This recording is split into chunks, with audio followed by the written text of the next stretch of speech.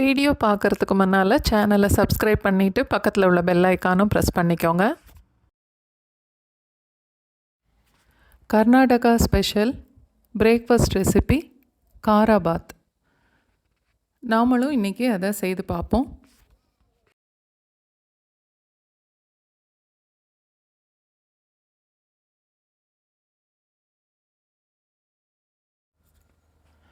ஒன்றிலிருந்து 2 table spoon வரைக்குமே நெய் சேர்க்கலாம். அதோட ஒரு 2 டேபிள் ஸ்பூன் அளவுக்கு ஏதாவது ஒரு எண்ணெயும் சேர்த்துக்கலாம்.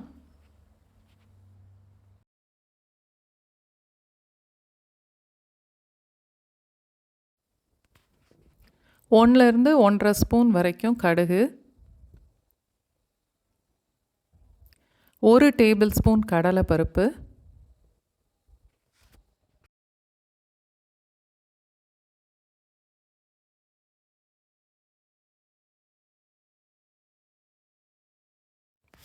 கடலைப்பருப்பு செவந்ததுக்கப்புறம் பொடிசாக வெட்டின வெங்காயம் 3/4 கப்பு, ஒரு 2 கொத்து அளவுக்கு கருவேப்பிலை சேர்த்து வதக்கணும்.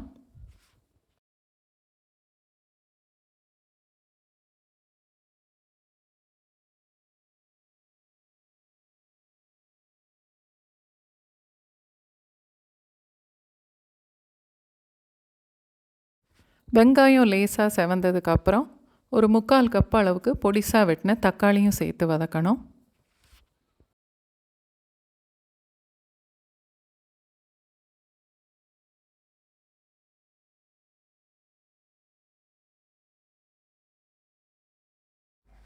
தேவையான அளவுக்கு உப்பு சேர்க்கலாம். தக்காளியும் சேர்த்துட்டு 1 நிமிஷம் வதக்குனா போதும். அதோட ஒரு 1/4 டீஸ்பூன் மஞ்சத்தூள், 1 டீஸ்பூன் அளவுக்கு சாம்பார் பொடி,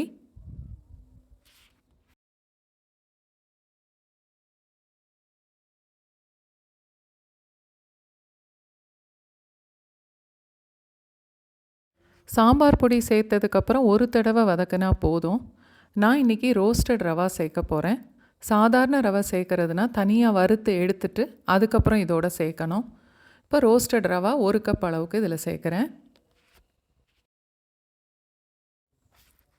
ரவை சேர்த்ததுக்கப்புறம் அடுப்பை லோ ஃப்ளேமில் மாற்றிட்டு ஒரு 1.5 நிமிஷம் இல்லை 2 நிமிஷம் வரைக்கும் அதை வதக்கணும்.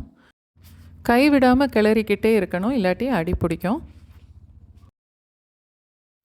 காராபாத் செய்ய ஆரம்பிக்கும் போதே 1 கப் ரவைக்கு 5 கப்பு தண்ணிங்கிற அளவில் நான் 5 கப் தண்ணி பக்கத்து அடுப்பில் கொதிக்க வச்சுருக்கேன்.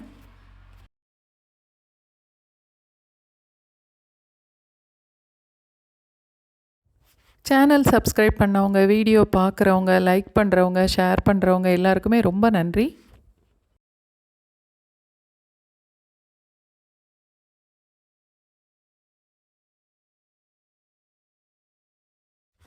அடுப்பு லோ ஃப்ளேம்லேயே இருக்கட்டும். இப்போ கொதிக்கிற தண்ணியை எடுத்து இந்த வதக்கின ரவையோடு நம்ம இப்போ சேர்த்துடலாம்.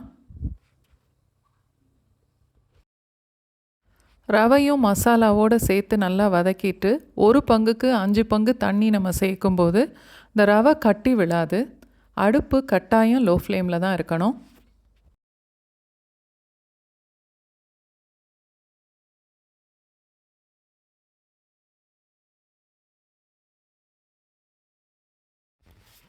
நல்லா கலந்துட்டு இப்போ அடுப்போட தீயை மீடியம் ஃப்ளேமுக்கு மாற்றிட்டு கொதிக்க விடலாம்.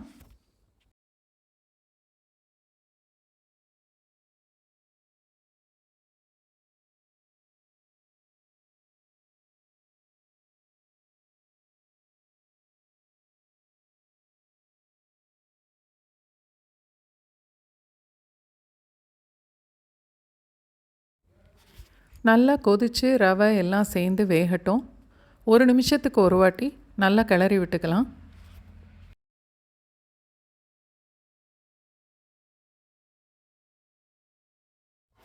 இந்த ஸ்டேஜ் வந்ததுக்கப்புறம் டேஸ்ட் பார்த்துட்டு உப்பு வேணும்னா கூட இந்த ஸ்டேஜில் சேர்த்துக்கலாம். இப்போ காராபாத்தை பக்கத்து அடுப்புக்கு மாற்றிட்டு அந்த அடுப்பை சிம்மில் தான் வச்சுருக்கேன். இந்த அடுப்பில் இப்போ முந்திரி பருப்பு வறுக்கலாம். ஒரு 2 டேபிள் ஸ்பூன் அளவுக்கு நெய் சேர்த்துட்டு 2லேருந்து 3 டேபிள் ஸ்பூன் வரைக்கும் முந்திரி பருப்பு சேர்த்து வறுக்கணும்.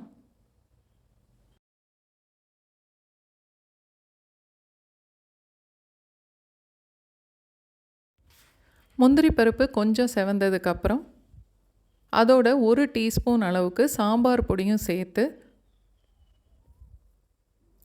இந்த நெய்யோட சூட்டில் ஒரே ஒரு தடவை கிளறுனா போதும். இப்போ அதை எடுத்து காராபாத்தோடு சேர்த்துடலாம். இந்த காராபாத் தேங்காய் சட்னி இல்லை நிலக்கடலை சட்னியோடு சேர்த்து சாப்பிட்றதுக்கு ரொம்ப நல்லாயிருக்கும். சாம்பார் வேணும்னு கட்டாயம் இல்லை.